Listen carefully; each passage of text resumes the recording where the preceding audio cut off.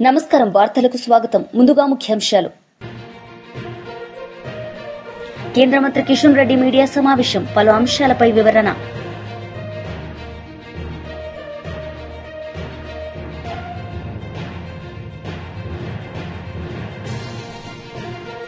మాజీ మంత్రి బొత్స సత్యనారాయణ మీడియా సమావేశం, పలు అంశాలపై వివరణ.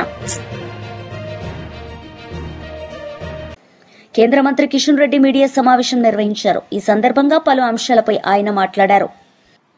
రైతులందరికీ కూడా రాజకీయాలకు అతీతంగా మీరందరూ కూడా రావాల్సినటువంటి అవసరం ఉంది. పెద్ద ఎత్తున స్వచ్ఛందంగా రైతులందరూ రావాలని ఆహ్వానం పలుకుతా ఉన్నాను. ఇది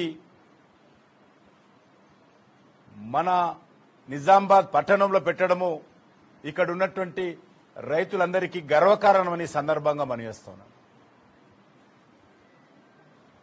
మనకు తెలుసు, పసుపు అనేటువంటిది మన హిందూ సమాజంలో చాలా పవిత్రమైనటువంటి భావనతో మనందరం చూస్తాం. పసుపు శుభ కార్యక్రమాలకు ముందుగా వాడతాము. అంతేకాకుండా పసుపు శుభ కార్యక్రమాలకే కాకుండా అన్ని రకాల సైంటిఫిక్ మెథడ్లో మన సమాజంలో అనాదిగా ఋషుల కాలం నుంచి వేదాల కాలం నుంచి కూడా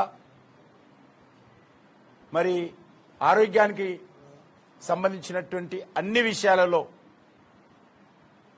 మనిషికి సంబంధించినటువంటి మనిషి పుట్టినప్పటి నుంచి ఆఖరి శ్వాస వదిలిన తర్వాత కూడా పసుపు మనిషి జీవితంలో కీలక పాత్ర పోషిస్తుంది.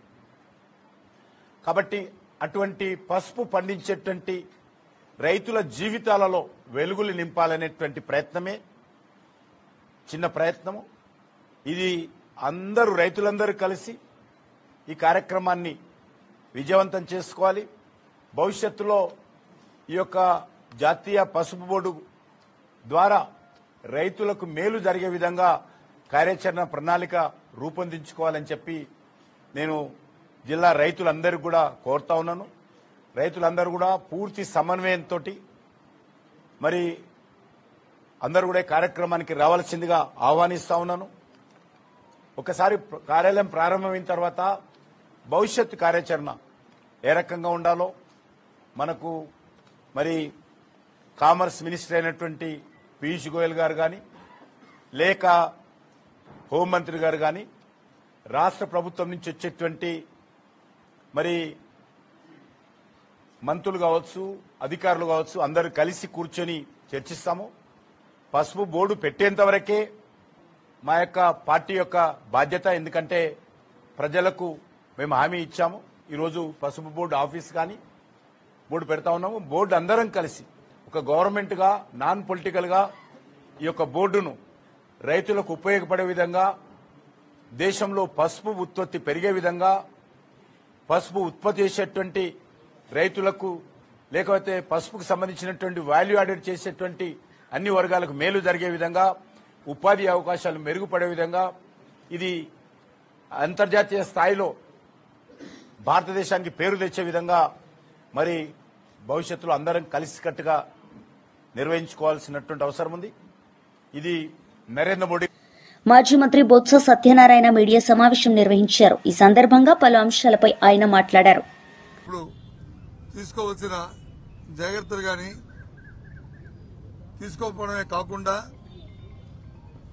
తిరిగి మళ్ళీ మా నాయకుడి మీద, మా పెద్దల మీద, అందరి మీద కూడా అక్రమ కేసుల్ని బనాయిస్తూ మనం చేస్తున్న చర్యల్ని గవర్నర్ గారి దృష్టికి తీసుకొచ్చాం.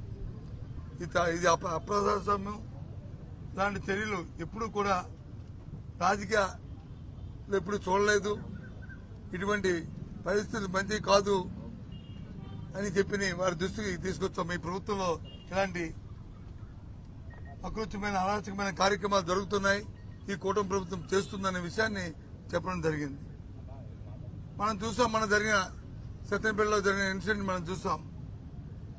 సాక్షాత్తు ప్రభుత్వం తరఫున శాంతి భద్రతను పర్యవేక్షించే జిల్లా సూపరింటెండెంట్ వచ్చి మొదటి రోజు వచ్చి ఇది జగన్మోహన్ రెడ్డి గారి తాలూకు కాన్వాయ్ల మాజీ ముఖ్యమంత్రి గారి కాన్వాయ్లను వెహికల్ కాదు, పక్కన ఇంకో వెహికల్ వచ్చి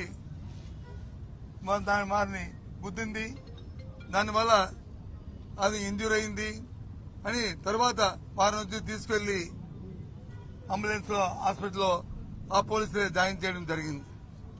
ఆ తర్వాత ఎస్పీ కూడా స్టేట్మెంట్ కూడా ఇచ్చాడు. కానీ తదుపరి 2-3 రోజులు పోయిన తర్వాత ఏదైతే ప్రభుత్వం తాలూకు ఒత్తిడితో అక్రమంగా అది కాదు, ఇది జగన్మోహన్ రెడ్డి గారు పయనిస్తున్న కారు నుంచి జరిగింది. మరి దాంతోపాటు కారులో ఉన్న వాళ్ళు కూడా ఎక్కడ చరిత్రలో ఎప్పుడూ లేని విధంగా, ఎప్పుడూ జరగని విధంగా మరి వారు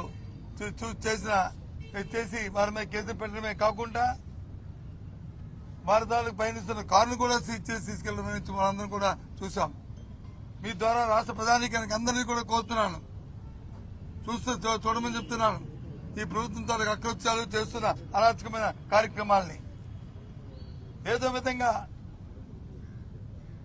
విధంగా భయం పెట్టాలి, భయభ్రాంతులు చేయాలి, నాయకుల మీద వచ్చి కేసులు పెట్టాలి అని ఆలోచన చేస్తున్నారు. అరచేతితో వచ్చి సూర్యుని అడ్డుకుంటే సూర్యస్ మాగదు. జగన్మోహన్ రెడ్డి గారు ప్రజాదరణ నాయకుడు, ఆయనకి ఇవ్వాల్సిన సెక్యూరిటీ ఇవ్వాలి. ఆయనకు వస్తున్నప్పుడు ప్రభుత్వం దగ్గర ఇంటెలిజెన్స్ లేదా? ప్రభుత్వం దగ్గర వచ్చి ఆ సమాచారం లేదా? ఇది చేతకాని ప్రభుత్వమా? లేకపోతే సమాచారం తెలుసుకోలేని అంత దత్తమ్మ ప్రభుత్వం ఈ ప్రభుత్వం? ఎందుకు ఆయన తగ్గ ఏర్పాటును చేయలేదు? అది మీ బాధ్యత కాదా? మీ బాధ్యత లేదా అని అడుగుతున్నాం. తిరిగి పైపెచ్చు మీకు మానవత్వం లేదు అంతే. ఏ ఒక్కరైనా సరే, ఏ చిన్న ఇన్సిడెంట్ జరిగినా అయ్యో ఏదో జరిగిందని మనం వెళ్తున్నప్పుడు ఆపి చేస్తాం. అలాంటిది అక్కడ వచ్చి 1000 మంది ప్రజలు ఉన్నారు, 100 మంది ప్రజలు ఉన్నారు. నిజంగా మీరు సెక్యూరిటీ ఇచ్చారంటున్నారు, మీరు ప్రొవైడ్ చేస్తామంటారు.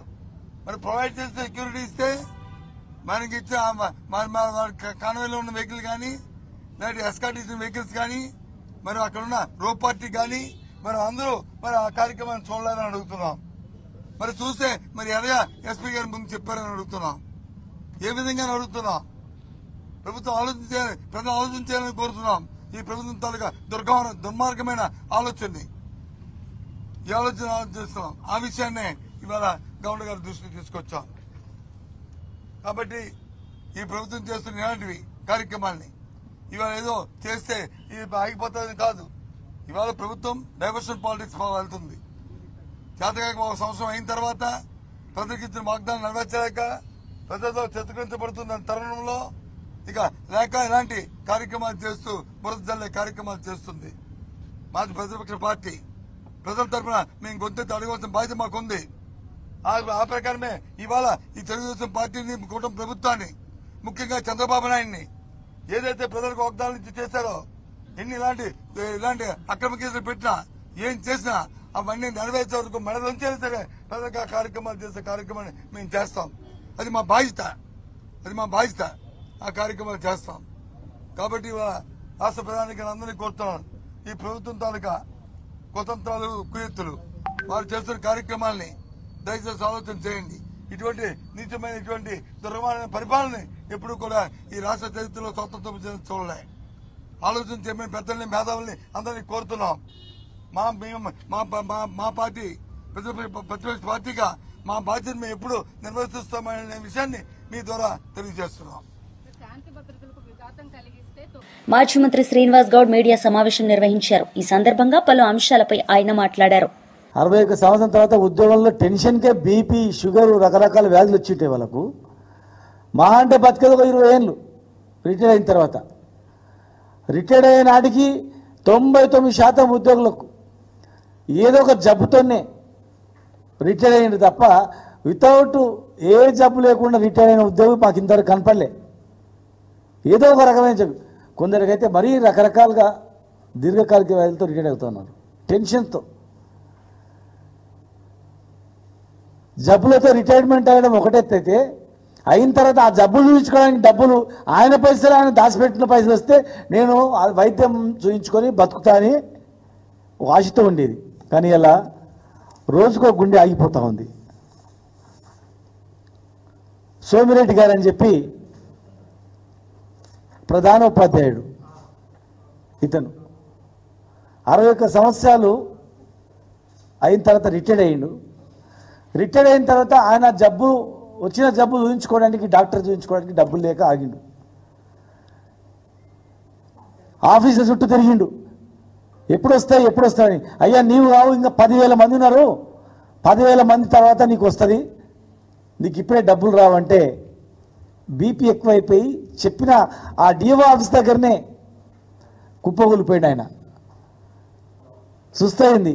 నిమ్స్ హాస్పిటల్కి వచ్చిండు, తర్వాత ఇంకో హాస్పిటల్కి వెళ్ళిండు. డబ్బులు కడుతుంటే, అప్పు తెచ్చి డబ్బులు కడుతుంటే మళ్ళీ ఈ అప్పుని ఎట్లా తీర్చాలి, ఏ పైసలు వస్తాయో రావు అని చెప్పి టెన్షన్స్తో, అందరి ముందర టెన్షన్స్తో గుండాకి చచ్చిపోయిండు ఆయన. ఇలా రోజుకొకరు చనిపోతున్నారు 10,000 మందిలో. దీనికి బాధ్యులు ఎవరు? ఇవన్నీ కూడా ఏ పైసలు కూడా గవర్నమెంట్ ఇచ్చేటి కావు, వాళ్ళ పైసలే, వాళ్ళ డబ్బులు వాళ్ళు ఇవ్వడానికి, వాళ్ళ పైసలు వాళ్ళకు వాపస్ ఇవ్వడానికి ఒక 4-5 వేల కోట్లు అయితే అయిపోతాయి మొత్తం టోటల్గా. వాళ్ళ డబ్బులు వాళ్ళకి ఇవ్వడానికి ఇవ్వకుండా రిటైర్డ్ అయిన 10,000 మందిని చంపుతా ఉన్నారు. ఏ ఉద్యోగి ఇట్లా గుండా చచ్చిపోయినా అది ప్రభుత్వ హత్యగానే మేము భావిస్తాం, గుర్తుపెట్టుకోండి. హాస్పిటళ్ళల్లో వైద్యానికి డబ్బులు కావాలి, హెల్త్ కార్డ్స్ అన్న అదట్లే డబ్బులు కావాలి. ఇవాళ రేపు పైసల గురించి కన్న తల్లిదండ్రులే, కన్న పిల్లలే ఎంత వేధిస్తారో పేపర్లు చూస్తున్నాం, ఏ రకంగా సంఘటన జరుగుతున్నాయో. ఆయన బతుకుదాం అంటే బతకలేని. మాజీ మంత్రి గుడివాడ అమర్నాథ్ మీడియా సమావేశం నిర్వహించారు. ఈ సందర్భంగా పలు అంశాలపై ఆయన మాట్లాడారు. ఏదైతే సహజంగా తెలుగుదేశం పార్టీకి, వారి మిత్రపక్షాలకి అధికారంలోకి వచ్చిన తర్వాత అసలు మేనిఫెస్టో అనేటువంటిది మనం అసలు ప్రకటించామా, అసలు మేనిఫెస్టో అనేటువంటిది ఉందా లేదా అనేటువంటిది సహజంగా చంద్రబాబు నాయుడు గారు మర్చిపోతుంటారు. గతంలో కూడా మీకు తెలుసు, 2014-19 మధ్యలో 2014 ఎన్నికలకు ముందు వారు ఎన్నికల్లో ఇచ్చినటువంటి మేనిఫెస్టోని వారి వెబ్సైట్ నుంచి డిలీట్ చేశారు. ఏదైతే వారి పార్టీ వెబ్సైట్స్లోంచి కానీ లేకపోతే మిగిలినటువంటి వాళ్ళ లింకుల్లో కానీ అన్నింటిలో కూడా డిలీట్ చేసేయడం, ప్రజలు మర్చిపోతారని చెప్పి వారు అనుకోవడం, ఇది సహజంగా వారికి ఉన్నటువంటి సహజ సిద్ధమైనటువంటి ఆలోచనలు. అందుకనే దాన్ని రీకాలింగ్ చంద్రబాబు నాయుడుస్ మేనిఫెస్టో అని చెప్పి, చంద్రబాబు నాయుడు గారి మేనిఫెస్టోను గుర్తు చేస్తూ అనేటువంటి స్లోగన్తో ఒక క్యూఆర్ కోడ్ని కూడా ప్రజల్లోకి తీసుకొని వెళ్ళి ఈ క్యూఆర్ కోడ్ ద్వారా స్కాన్ చేసి, ఎందుకంటే టెక్నాలజీ అని చెప్పి మాట్లాడేటువంటి చంద్రబాబు నాయుడు గారు, మరి మేము కూడా అదే టెక్నాలజీని యూజ్ చేసి ఈ క్యూఆర్ కోడ్ని స్కాన్ చేస్తే వారు 2019లో 2024 ఎన్నికల ముందు ఇచ్చినటువంటి మేనిఫెస్టోని ప్రజలందరూ కూడా డౌన్లోడ్ చేసుకోవచ్చు. తద్వారా వారు ఏ హామీలు ఇచ్చారు, ఏమి అమలు చేస్తారు ఈ సంవత్సర కాలంలో అనేటువంటిది కూడా మరొకసారి గుర్తు చేసేటువంటి దానికి ఈ కార్యక్రమాన్ని రూపొందించడం జరిగింది. అయితే చంద్రబాబు నాయుడు గారు నిన్నగాక మొన్న కొన్ని సందర్భాల్లో మాట్లాడుతూ అసలు పూర్తిగా మేనిఫెస్టో అంతా అమలైపోయినట్టే, ఆ సూపర్ 6 గురించి మాట్లాడడానికి వీల్లేదు, సూపర్ 6 అనేటువంటిది అమలు చేసేసాం, దాని గురించి ఎవరన్నా మాట్లాడితే వారి నాలిక మందం అనేటువంటిది వారి ప్రసంగాల్లో, వారి పత్రికా సమావేశాల్లో ఎక్కడికక్కడ మాట్లాడడం అనేటువంటిది కూడా చూసాం. సో ఈ మేనిఫెస్టోలో ముఖ్యంగా ఇది వారి మేనిఫెస్టో. ప్రజాగలం పేరిట ఆ రోజు చంద్రబాబు నాయుడు గారు, పవన్ కళ్యాణ్ గారు ఇద్దరు కలిసి విడుదల చేసినటువంటి మేనిఫెస్టో. పక్కన పాపం బీజేపీ వాళ్ళు కూడా వచ్చి చెయ్యమంటే పాపం వాళ్ళు వేయలేదు, మీ అందరు గుర్తుందో లేదో. కానీ ఇప్పుడు వారు బాధ్యత తీసుకోవాలి. వారి ప్రభుత్వంలో వీరున్నారు, వీరి ప్రభుత్వంలో వారున్నారు. ఇది పూర్తిగా ఉమ్మడి వారి కూటమి నాయకులు ఎవరైతే ఉన్నారో, పార్టీలు ఏవైతే ఉన్నారో వారందరూ కూడా బాధ్యత తీసుకోవాలి. ఈ మేనిఫెస్టోని ప్రజల్లో తీసుకెళ్లేటువంటి కార్యక్రమం చేయబోతా ఉన్నాం. ఈ మేనిఫెస్టోతో పాటు వారు ఇచ్చినటువంటి భవిష్యత్తు గ్యారంటీ, ఇది బాబు గ్యారంటీ అని చెప్పి ఒక స్లోగన్ ఏదైతే వారు తీసుకున్నారో అందులో చంద్రబాబు నాయుడు గారి సంతకంతో ఉన్నటువంటిది. బీఆర్ఎస్ లీడర్ మీడియా సమావేశం నిర్వహించారు. ఈ సందర్భంగా పలు అంశాలపై ఆయన మాట్లాడారు. నోటికొచ్చినట్టు ఇలా మీరు మాట్లాడుతూ ఉన్నారు, ప్రజలు గమనిస్తూ ఉన్నారు. మేము రేవంత్ రెడ్డి గారికి, ఈ అబద్ధాల ప్రచార కమిటీ సభ్యులకు, అబద్ధాల కమిటీ సభ్యులు ఏపీసీ అంటే అబద్ధాల ప్రచార కమిటీ, పిసిసి అంటే ప్రదేశ్ కాంగ్రెస్ కమిటీ. నేను రాహుల్ గాంధీ గారికి విజ్ఞప్తి చేస్తా ఉన్నా, ఈ అబద్ధాల కమిటీని రద్దు చేయండి, ఈ తెలంగాణ బాగుపడుతుంది. అబద్ధాల ప్రచార కమిటీని రద్దు చేయండి. ఎందుకంటే ఇక్కడ ముఖ్యమంత్రి గారికి మనమేమో ఢిల్లీలో హైకమాండ్ అనుకుంటున్నాం. ముఖ్యమంత్రి గారికి 2 హైకమాండ్లు ఉన్నాయి. ఒకటేమో దేశ రాజధాని ఢిల్లీలో ఉన్నాడు రాహుల్ గాంధీ, ఇంకోటేమో ఏపీ రాజధాని అమరావతిలో బాబు ఉన్నాడు. ఇప్పుడు ఇద్దరు ఉన్నారు ఆయనకు హైకమాండ్లు. ఇలా మేడిగడ్డని ఎండబెట్టి, పొలాలన్నీ పండబెట్టి, ఇలా గోదావరి నీళ్ళన్నీ బనకచెర్ల తీసుకుపోతా ఉంటే ఈ ప్రాంతంలో పుట్టినటువంటి బిడ్డ అయితే ఏం మాట్లాడాలి? బనకచెర్లకు నీళ్ళు ఎట్లా తీసుకుపోతావా చంద్రబాబు, నీ సంగతి ఏందని మాట్లాడాలి. నీకేం అవసరం? నా తెలంగాణ ఎడారిగా మారుతుంది, ఈ మిగిలి జలాన్ని గోదావరిలో నీళ్ళన్నీ నువ్వెత్తుకోపోతే ఆ పైన ఉన్నటువంటి నా తెలంగాణ, సగం తెలంగాణ ఇక్కడ ఉన్నది కదా, నా రైతన్నలు ఏం కావాలా? నిన్ను ఎన్నుకున్నది, నిన్ను ముఖ్యమంత్రిగా చేసింది, మీకు అధికారం ఇచ్చింది. సమైక్య రాష్ట్రంలో 65 సంవత్సరాలలో ఏదైతే దమనకాండ, ఏదైతే అన్యాయం జరిగిందో అదే అన్యాయానికి మీరు ఒడిగడతా ఉన్నారు. మీకు చిత్తశుద్ధి ఉంటే మొన్న అందాల పోటీలో మీటింగ్ జరిగినప్పుడు బాలకృష్ణ జై తెలంగాణ అన్నాడు. ఎంత దుర్మార్గం అంటే, బాలకృష్ణ జై తెలంగాణ అన్నాడు, అల్లు అర్జున్ జై తెలంగాణ అన్నాడు. ఈ రాష్ట్ర ముఖ్యమంత్రి 18 నెలల్లో ఒక్కరోజు జై తెలంగాణ. తెలంగాణ ద్రోహులు మీరా మేమా? అమరవీరుల స్తూపము అసెంబ్లీ పక్కనే ఉంటుంది, మేము కట్టించింది అయితే మీకు నచ్చలే. అంటే మీకు మంచిగా ఏమో నచ్చుతాయి, పెద్ద పెద్ద బిల్డింగ్లు ఉంటే మీకు నచ్చుతాయి, మీకు అవసరం ఉన్నాయి నచ్చుతాయి. సెక్రటరియట్ పెట్టి కట్టించినాం, అది మేమే కట్టించినాం కదా, ఎందుకు కూర్చోవాలి? పక్కనే ఉండే కమాండ్ కంట్రోల్ కట్టించినాం, మేమే కట్టించినాం కదా, మీరు ఎందుకు కూర్చోవాలి? చిత్తశుద్ధి ఉంటే 33 జిల్లాల్లో కలెక్టరేట్లు కట్టించినాం, 30 కలెక్టరేట్లు కట్టించినాం, ఎందుకు కూర్చోవాలి? మీకు కేసీఆర్ కట్టించింది, మీరు కేసీఆర్ కట్టిన ప్రాజెక్టులు, బిల్డింగులు నచ్చాయి కదా. కాళేశ్వరాన్ని ఎట్లయితే ఎండబెట్టి తెలంగాణ కేసీఆర్ గారిని బూచిగా చూపించి బద్నాం చేయాలని మీరు కుట్ర చేస్తూ ఉన్నారో, మరి ఇవన్నీ మేమే కట్టించినాం కదా, మీరెందుకు కూర్చుంటున్నా? ఇంత జరుగుతూ ఉంటే ఒక్కరోజు అసెంబ్లీ పక్కనే ఉంటుంది అమరవీరుల స్తూపం, ఒక్కరోజు 4 పువ్వులు వేయలే, అమరవీరులకు నివాళులు అర్పించలే, మీరే ముఖ్యమంత్రి. పోలిట్ బ్యూరో సభ్యులు వర్ల రామయ్య మీడియా సమావేశం నిర్వహించారు. ఈ సందర్భంగా పలు అంశాలపై ఆయన మాట్లాడారు. ఎన్ని మాటలు మాట్లాడుతున్నారు, ఎన్ని చెబుతున్నారు. చంద్రబాబు గారే తీసుకొచ్చి సెంగయ్యని టైర్ కింద వేశారంటాడు ఒకడు. ఈ సెంగయ్యని టైర్ కింద పడేయటం టీడీపీ వాళ్ళు చేసిన యాక్షన్ అంటారు. ఎన్నెన్ని మాట్లాడదు. మరి ఆమె రోజా గారు, ఆమె మహిళ, నేను ఎక్కువ మాట్లాడకూడదు ఆమె గురించి, ఏదేదో మాట్లాడుతున్నారు, నోటికి వచ్చినట్లుగా మాట్లాడుతున్నారు. ఈ సందర్భంలో నేను తెలియజేస్తున్నాను, నేను జగన్మోహన్ రెడ్డి గారిది మొట్టమొదటి నుంచి కూడా నేర ప్రవృత్తి. ఐ రిపీట్, జగన్మోహన్ రెడ్డి గారి వ్యక్తిత్వం మొట్టమొదటి నుంచి కూడా, చిన్ననాటి నుండి కూడా నేర ప్రవృత్తితో మిళితమైంది. అది చిన్ననాడే విద్యాభ్యాసంలోనే ప్రశ్నాపత్రాలు కొట్టేశారని ఆయన మీద ఆరోపణ ఉంది. మీకు ఎప్పుడైనా పత్రిక, మిమ్మల్ని అడుగుతున్నాను, ఎప్పుడైనా కాదు నేను ప్రశ్నాపత్రాలు దొంగలించలేదు, నేను ప్రశ్నాపత్రాలు దొంగలించిన దొంగని కాదు అని ఎప్పుడైనా చెప్పాడా సార్? నవ్వద్దు, సమాధానం చెప్పండి. మీకు ఎప్పుడైనా చెప్పాడా? నేనంటున్నా జగన్ది నేర ప్రవృత్తి అంటున్నా. నేను ఇప్పటివరకు కూడా సమాధానం చెప్పలేదు. నేను 10th లో ఫస్ట్, ఇంటర్లో ఫస్ట్, డిగ్రీలో ఫస్ట్ అంటారు. ఆ ఫస్ట్ పక్కన పెడితే ఏ కాలేజీలో చదివావయ్యా నువ్వు? ఇంటర్ ఏ కాలేజీలో చదివావు? డిగ్రీ ఏ కాలేజీలో చదివావు? నువ్వు MBA ఏ కాలేజీలో చదివావంటే అది మాత్రం ఆ ఒక్కటి అడగొద్దు అంటాడు.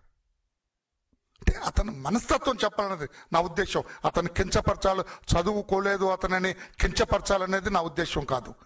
జగన్ మనస్తత్వం తెలియాల రాష్ట్ర ప్రజలకి. ఆ పార్టీ కార్యకర్తలు కూడా వాళ్ళ నాయకుడి మనస్తత్వం తెలియాలా? క్రిమినల్ ఇన్స్టింక్ట్ తోటి అతని మనస్తత్వం ఎలా లింక్ అయి ఉంటుందో అది తెలియాలా? అది చెప్పాలన్నది నా ఉద్దేశం. చిన్ననాటి నుండి కూడా ఎత్తుకొని లాలించి భుజాల మీద మోసాడు అతను. వివేకానంద రెడ్డి గారు ఇతని బాబాయ్ అతన్ని పార్లమెంటుకు రాజీనామా చేయలేదని లాగి చంప మీద కొట్టాడండి. ఎవరిబడి నో సిట్. కంటనీళ్ళు పెట్టుకొని కిమ్మనకొండ పక్కకి వెళ్ళాడు. నేర ప్రవృత్తి. అంత ప్రేమగా చూచిన బాబాయిని కొట్టడం మామూలు కొడుకు కొట్టలేడు.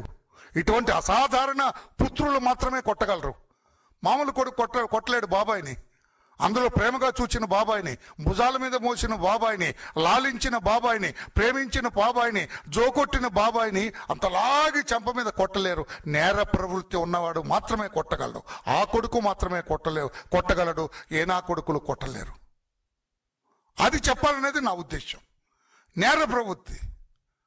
నేనంటున్నా, నేను బాబాయిని వేసేసిన వాడికి సెంగైన వేయటం ఒక గొప్ప. సొంత బాబాయిని వేసిన వాడికి ఒక దళిత వర్గానికి చెందిన సెంగయ్యని, ముసలోడిని వేయటం గొప్ప. ఏమైనా ఒకసారి ఆలోచిస్తాడా? అయ్యో పాప ఇతను ఇదేయాడే, చనిపోయాడే, లాగా అవతల పడేయండి అని ఉంటాడు. కారులో ఉన్న మాకేం సంబంధం అంటారు. మీ అందరికీ సంబంధమే. ఆయన మొన్న బెయిల్ మీద రిలీజ్ అయ్యి వెళ్ళాడండి. ఎవరు అతను? ఏదో అమరావతి మహిళలను బూతుల మీద పెట్టి బెయిల్ మీద ఇచ్చారండి. సీనియర్ జర్నలిస్ట్ అంట అతని పేరు. బెయిల్ ఇచ్చారండి, సుప్రీంకోర్టు బెయిల్ ఇచ్చింది. సీనియర్ జర్నలిస్ట్ కొమ్మినేని గారు. నిన్న చూశాను నేను. బస్సులో యాక్సిడెంట్ అవుద్ది, బస్సు తొక్కుద్ది, బస్సులో ఉన్న వాళ్ళందరినీ వేస్తారా అని అడుగుతున్నాడు. ఇది బస్సు కాదురా బాబు, కారు. కారులో ఉన్నది నలుగురు నాయకులు. అక్కడ అసలు నాయకుడు, పార్టీ అధ్యక్షుడు అక్కడ ఉన్నాడు. పార్టీ కార్యకర్త పోలీసు ఆంక్షలని ధిక్కరించి వెళ్తూ ఉన్నారు. వాళ్ళు వెళ్ళటం ఒక పోరాటం, ఒక ఏదో ధిక్కరించి ముందుకు వెళ్తున్నారు. అప్పుడు అతను చనిపోయాడు. అయ్యో యాక్సిడెంట్, టైర్ కింద నలుగుతుందని గగ్గోలు పెట్టారు జనం. లాగి అవతల పడేయండి అన్నారు కారులో. వార్తలు ముగించే ముందు ముఖ్యాంశాలు మరోసారి. కేంద్ర మంత్రి కిషన్ రెడ్డి మీడియా సమావేశం, పలు అంశాలపై వివరణ.